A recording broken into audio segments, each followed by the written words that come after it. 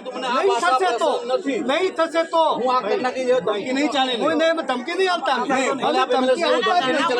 નહીં થશે તો બધા માટે પ્રયત્ન કરી રહ્યા છીએ.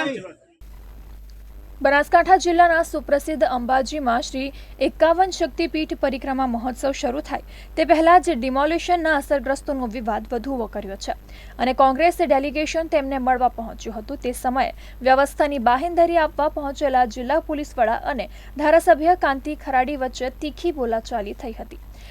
અંબાજીમાં શક્તિ કોરિડોર બનાવવા માટે 89 જેટલા મકાનો સહિતના બાંધકામ તંત્ર દ્વારા તોડી પાડવામાં આવ્યા છે અને અસરગ્રસ્તો ખુલ્લામાં રહેવા માટે મજબૂર બન્યા છે.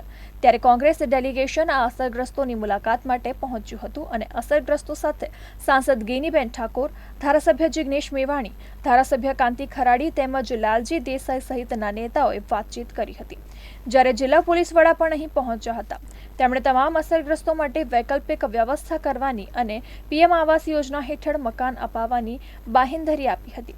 આ દરમિયાન ધારાસભ્ય કાંતિ ખરાડીએ અસરગ્રસ્તો માટે કોઈ વ્યવસ્થા નહીં થાય તો કોઈ પણ મંત્રીને અંબાજીમાં પ્રવેશવા દેવામાં નહીં આવે તેવી ગર્ભિત ધમકી આપી હતી અને આ વાતથી નારાજ થઈને પોલીસ વડાએ પણ વળતો જવાબ આપ્યો હતો, જે શાબ્દિક ઘર્ષણના વિડીયો પણ વાયરલ થયા હતા.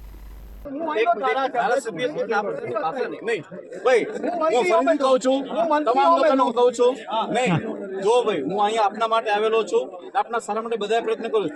મને આ ભાષા મને યોગ્ય નથી. કોઈ એમ કહું આનંદ નહીં આવે તો તમને બધાને જણાવી રહ્યો છું કે હું આપના માટે આટલા પ્રયત્નશીલ છે, પરંતુ મને આ ભાષા પસંદ નથી. નહીં થશે તો હું આ કરી નાખી ધમકી નહીં ચાલે. ધમકી નહીં આપતા. નહીં થશે તો બધા માટે પ્રયત્ન કરી રહ્યા છીએ.